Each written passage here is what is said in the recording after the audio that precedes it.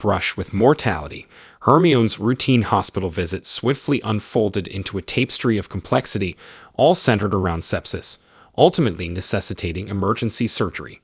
Progressing from severe sepsis to the critical juncture of septic shock, her condition teetered on the precipice of shutdown, entailing cardiac arrest, respiratory failure, and multiple organ complications.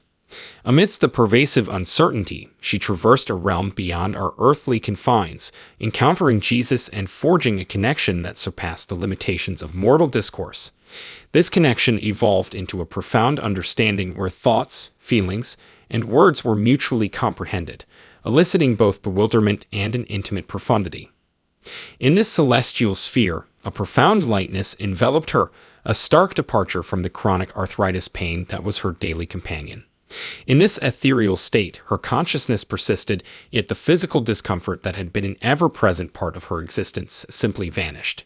In her profound exploration of the cosmic expanse, a deepening connection with Jesus unfolded. Their hearts became intricately entwined, radiating his joy and elation at her mere presence.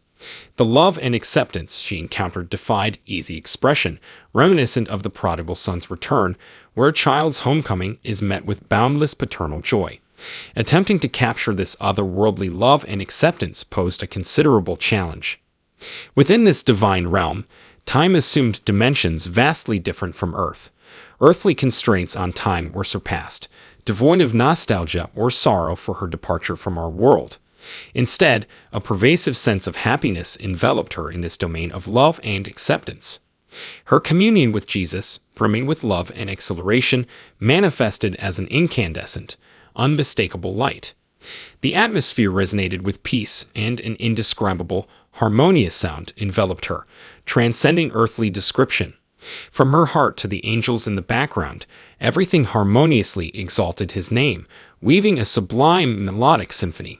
Colors defied earthly comparison, their brilliance amplified manifold, radiating with unimaginable beauty.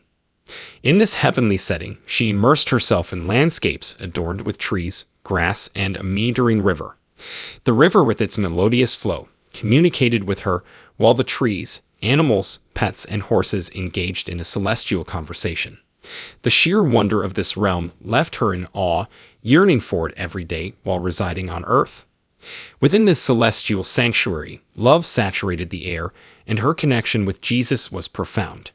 What truly distinguished this realm was the absence of any unpleasant odors, replaced by a delicate floral fragrance, devoid of irritants even for those with allergies. Positivity reigned supreme, shunning negativity. Continuing her celestial exploration, she engaged in a conversation with Jesus, driven solely by a desire to convey her love. In his presence, she felt an overwhelming sense of belonging. While conversing with him, he directed her gaze to the right, where she beheld a collection of luminous orbs, resembling golden, radiant spheres rather than stars. These orbs varied in shades of gold, exuding breathtaking beauty. One of these orbs, without a visual of her mother, conveyed her mother's presence, rekindling memories of her biological mother, who had tragically passed away when she was 10 due to severe sepsis, similar to the predicament she faced in the hospital. With an inherent understanding, she radiated excitement, unmistakably acknowledging her mother's radiant presence even before visually confirming it. Initially appearing as a luminous sphere, their spirits recognized each other, prompting swift movement from her mother. Eventually, she revealed herself in a rejuvenated form, resembling her 20s, a stark contrast to her earthly passing at 30. This transformed, resplendent version emitted a divine radiance reminiscent of the glory of God, Shekinah, as if inhabiting a new, glorious vessel.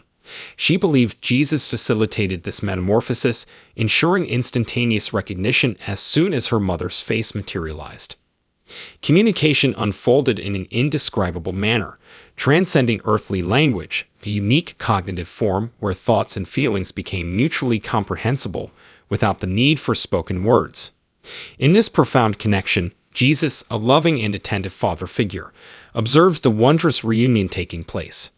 The radiant serenity and happiness emanating from her mother filled her heart with love, gratitude, and an intensity of emotion that defied verbal expression. Within this ethereal exchange, Jesus audibly conveyed her mother's eager anticipation of her eventual arrival, even though her designated time had not yet arrived.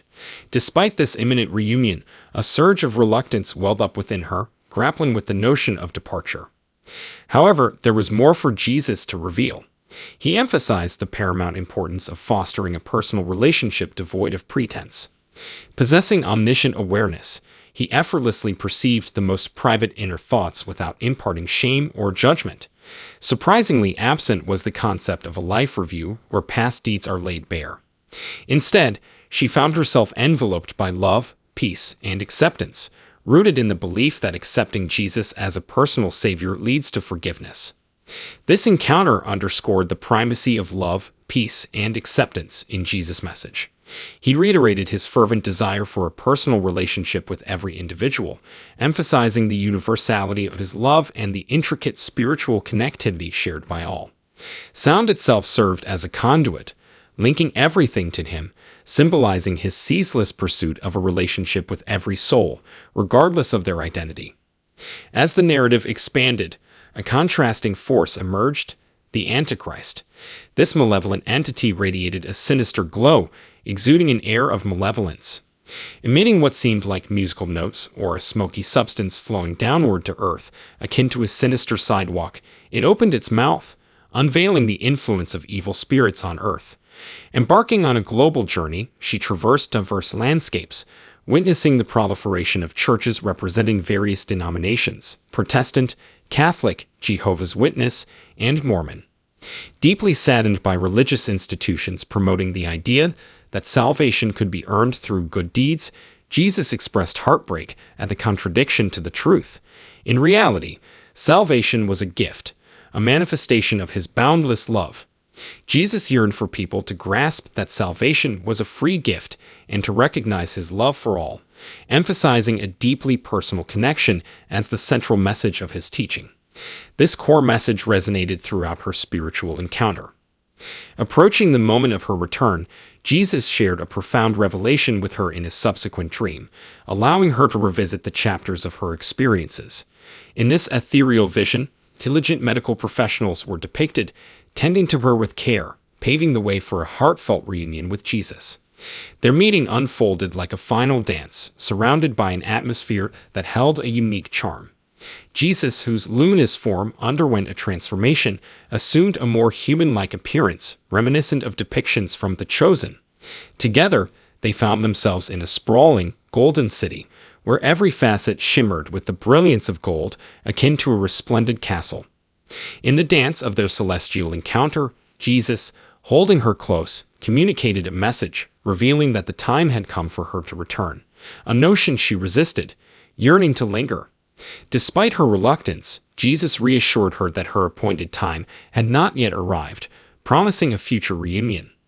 As she descended from this celestial realm, he whispered an enigmatic phrase, "At," which upon later decoding, revealed itself as "amazing beginnings." Upon awakening in the hospital, her adopted mother, the woman who had cared for her since the passing of her biological mother, stood by her side. Intrigued, her adoptive parents inquired about her journey to the other side, and her adopted mother verified the extraordinary nature of her near-death experience. The core of her message, instilled by Jesus himself, emphasized his unwavering desire for a deeply personal connection with every individual. The essence of his teaching centered on love and his yearning for an intimate bond with humanity, advocating a perpetual return to him. Their shared destiny, a descent transcending the earthly realm, lay in gazing upward to the heavens. Guided by the inner light illuminating their path, all of humanity embarked on a descent. If this narrative resonates with you and you crave more of such experiences, hit that subscribe button, activate notifications, and join our community. Your support is our driving force, and we're delighted to have you on this journey with us.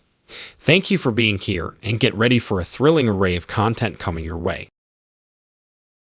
Deep within her core, she faced a pivotal decision, one that forced her to consider whether to step back into the bustling world of the living or succumb to the enchantment of the vast unknown. Though she knew the destined moment hadn't quite unfolded, the power to make this choice resided within her. Opting for life promised a remarkable rejuvenation, not spread across the usual months or weeks, but compressed into a matter of mere days, breathing vitality into her frail form. In her quiet moments of thinking, she slowly realized something important. She thought that sickness might start in a place of energy before it shows up in the body. Deciding to keep living meant facing the cancer that had become a part of her, and surprisingly, her body started getting better quickly. She wondered if regular medical treatments, even though they work on the body, sometimes miss the energetic reasons for sickness, leaving the possibility of it coming back. She believed her return wouldn't just be about getting physically better, but also about getting more energy, making her body and spirit healthier. This big realization didn't just apply to sickness.